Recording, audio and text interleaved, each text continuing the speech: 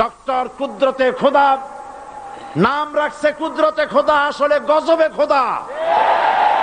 এই লোকটি নাস্তিক, ইসলামের চূড়ান্ত দুশমন।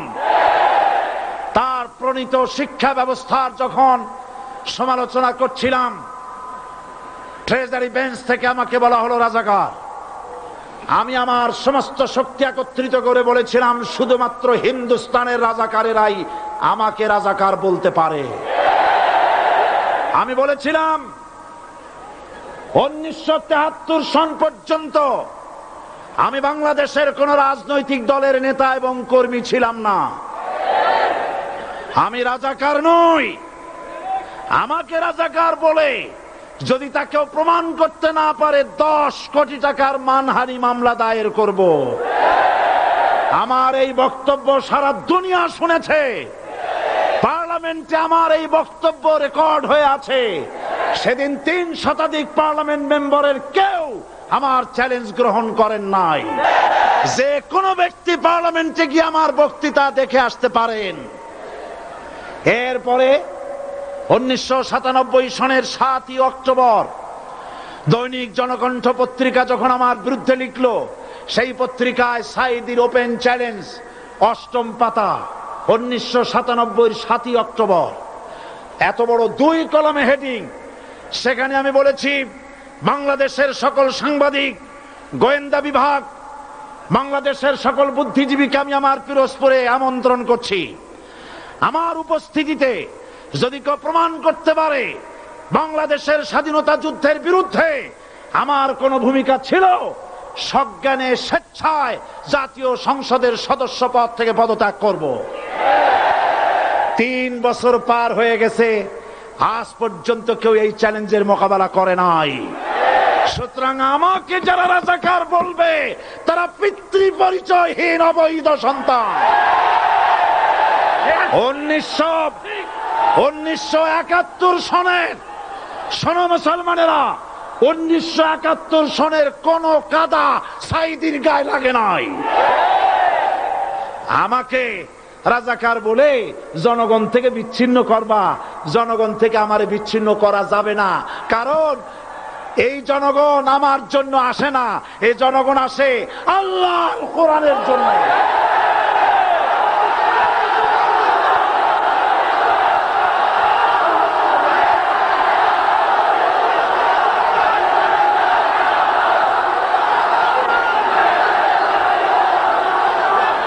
আজকে আজ যারা ইসলামের কথা বলে, তারাই রাজাকার, তারাই মৌলবাদী। মৌলবাদী বললে আমরা অসন্তুষ্ট হই না, কারণ মৌলবাদী শব্দটা আসছে মূল থেকে। মৌল শব্দ এসেছে মূল থেকে। মূলবাদী তার মানে যারা মূলে আছে। মূল হলো কোরআন, মূল হলো হাদিস, মূল হলেন আল্লাহ, মূল হলেন আল্লাহ রসুল। আমরা আছি মূলে। এখন বলেন তো, মূলের শক্তি বেশি না আগার শক্তি বেশি? আমাদের যারা মৌলবাদী বলে ওরা হলো আগাবাদী। মূলে আছে কত কোটি? 12 কোটি। মূলে আছে কত কোটি? আর আমাদের যারা মৌলবাদী বলে ওই থাকো গাছের আগায়, আমরা মূলে। লাভালাভি বেশি করবা না, 12 কোটিতে গাছের গোড়া আসতে নানা দেবে, মামু বাড়ি দিল্লি গিয়ে পড়বা, বাংলার জমিনে জায়গা হবে না। এ কথা বিশ্বাস করো। বাংলাদেশের মুসলমানদের শরীরে 1 বিন্দু রক্ত থাকতে শয়তানের তৈরি করা ধর্ম নিরপেক্ষ মতবাদ বাংলার জমিনে কায়েম হতে দেওয়া হবে না, হবে না।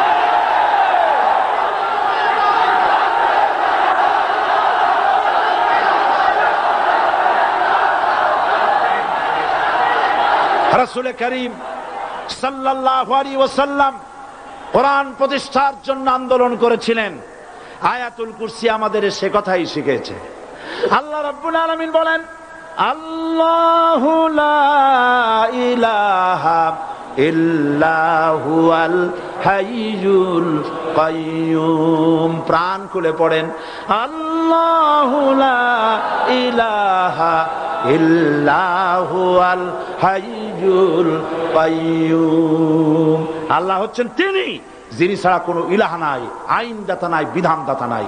আমরা মানুষের তৈরি করা আইন মানি না। 12 কোটি মুসলমানের দেশে আইন তৈরি করবে মানুষ, আমরা মানব না। পার্লামেন্টে তৈরি হতে হবে কোরআন দিয়ে, পার্লামেন্টে আইন তৈরি হতে হবে কোরআন দিয়ে। সুতরাং ভয় যতই পান আর যতই ষড়যন্ত্র করেন, চার দল যখন একত্রিত হয়েছে, ঐক্যবদ্ধ থাকবে, সরকার ঐক্যবদ্ধভাবে গঠন হবে, নির্বাচন ঐক্যবদ্ধভাবে হবে এবং কোরআন হবে, আল কোরআনের পার্লামেন্ট হবে বাংলাদেশে।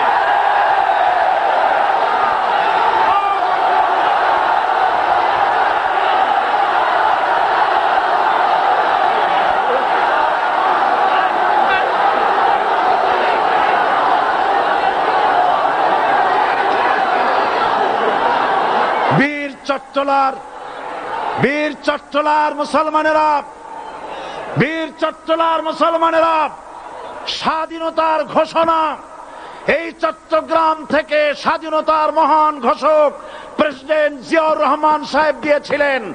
এই চট্টগ্রাম থেকেই ইসলামী রাষ্ট্রের ঘোষণা হবে।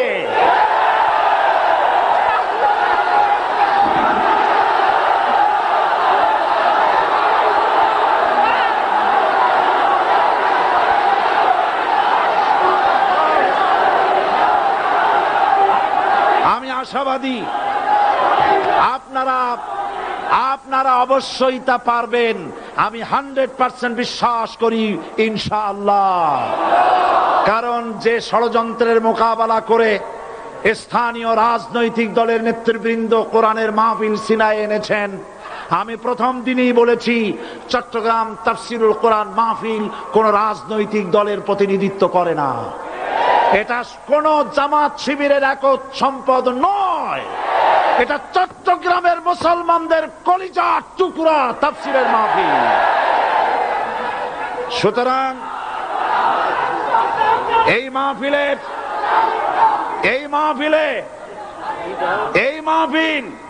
চট্টগ্রামে থাকবে ইনশাআল্লাহ কিয়ামত পর্যন্ত।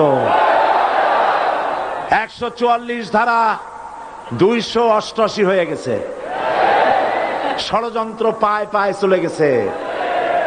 আমি ওই সব ছেলেদের বলি, সরকারি দলের ছাত্র হইয়া মুসলমানদের বিপক্ষে যাইও না। এদেশের ভাগ হয়ে গেছে দুটো শিবির, বোঝাই যাচ্ছে।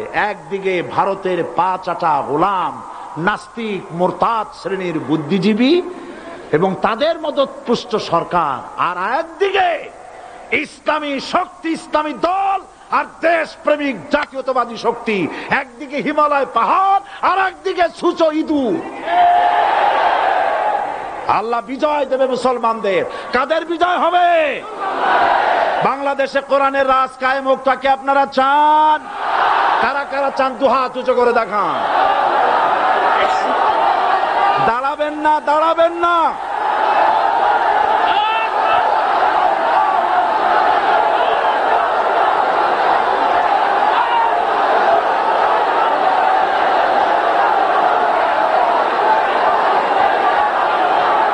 বসুন, বসুন,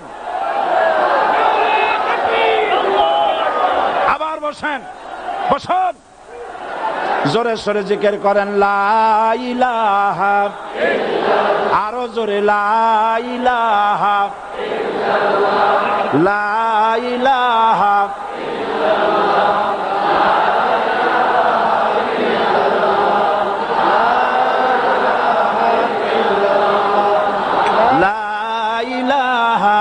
ইল্লাল্লাহ, লা ইলাহা ইল্লাল্লাহ, লা ইলাহা ইল্লাল্লাহ মুহাম্মাদুর রাসূলুল্লাহ।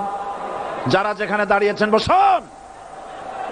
3 শ্রেণীর লোকেরা আল্লাহর কালেমায় বাধা দিয়েছে। কয় শ্রেণী? একটা হলো রাষ্ট্রশক্তি, 2 নম্বরে মনে আছে ধনাঢ্য পুঁজিপতির গোষ্ঠী, ওরাও বাধা দিয়েছে। কারণ ইসলামকে বলা হয় পুঁজিবাদের আশ্রয়স্থল। নাউজুবিল্লাহ। সর্বপ্রথম ইসলাম কবুল করেছে কারা? ধনীরা না গরিবরা? কারা? গরিবেরা। সুতরাং ধনাঢ্য ব্যক্তিরা মনে করলো যে আমাদের তো সর্বনাশ হয়ে যাবে,